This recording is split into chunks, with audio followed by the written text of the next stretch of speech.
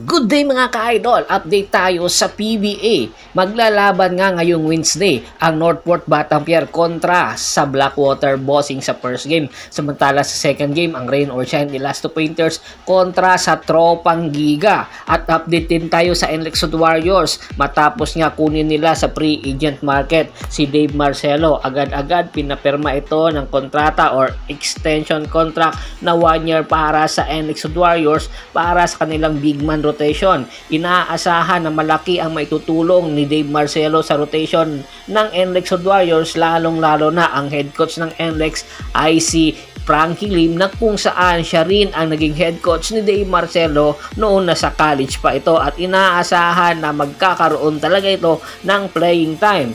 At matapos nga natin i-anunsyo noong isang araw na si Simon Enciso ay malaki ang posibilidad na ititrade na ito ng Tropang Giga, rather ng SMB, papunta sa Converge Fiber Xers kapalit ng isang big man. Eto na, meron ng package na niluluto nga ang dalawang nasabing kupunan, ang SMB at ang Converge Fiber Xers, involving ganito ang isang big man. At take note ha, hindi lang si Simon Enciso, kumbaga 4 na player ang involved sa nasabing trade negotiation ngayon na niluluto ng SMB at ng Converge. Pero ang sure na bibitawan ng SMB ay si Simon Enciso, na kung saan ay mawawalan na talaga ng playing time sa SMB dahil sa pagbabalik ni Terence Romeo. At inaasahan kung masakali mang bumalik pa si Kate Jimenez sa SMB ay hindi na rin ito makakapirma pa ng kontrata, kaya naman bago pa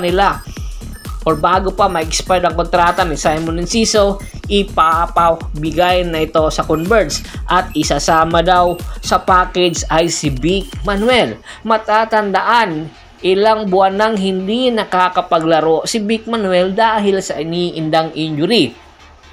Sa edad na 36 years old ay marami na itong iniindang injury at malapit na rin ito magretiro, kaya naman bago pa man ito mawalan ng value ay ibibigay na ito ng SMB kasama sa package papunta sa Converge Fiber Xers.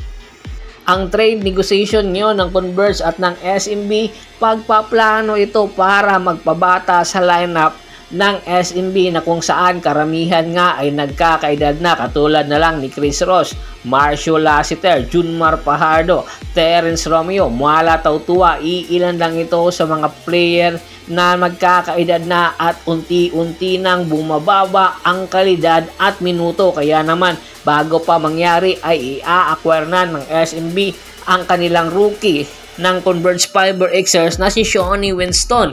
Si Shawnee Winston ay maganda ang ipinakita noong UAAP days nito sa Lasal, kung saan nag-a-average ito ng 20 points per game, pero hindi yata bagay si Shawnee Winston sa sistema na ipinapatakbo ni Coach Aldin Ayo sa Converge Fiber Xers, kaya naman i-acquire at ititrade ito kasama ng kanilang big man na si Gio Ambuhot, na kung saan sa mga nakaraan draft ay first rounder din ito.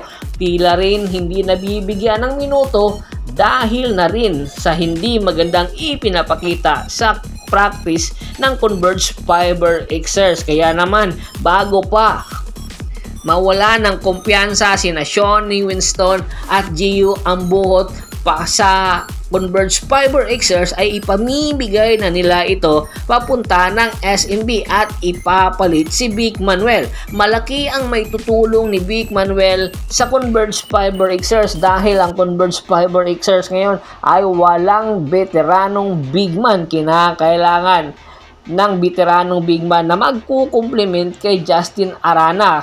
Kinakailangan nila ng isang leader na kung saan po pwede nilang sandalan pagdating sa crunch time. Kaya nakikita ng Converge Fiber Xers ang leadership skills ni Vic Manuel at ni Simon Enciso. Kinakailangan din ng SMB, rather ng Converge Fiber Xers, ng isang go-to guy, at nakikita ito ni Coach Aldin Ayo kay Simon Enciso. Alam natin na isa itong deadly shooter, inihihahan tulad nga ito kay Derrick Rose sa mga nakaraang taon, kaya inaasahan ang nasabing trade negotiation kung sakaling magkasundo ang SMB at ang Converge Fiber Xers involving Gio Ambuhot, Vic Manuel, Shawnee Winston at Simon Enciso ay anytime bago pa mag-umpisa ang playoffs ay may ililipat na ito sa bago nilang kupunan. At bago pa man natin tapusin ang ating kwentuhan, shoutout muna tayo sa ating mga followers at subscribers kay Sir Noli Baay,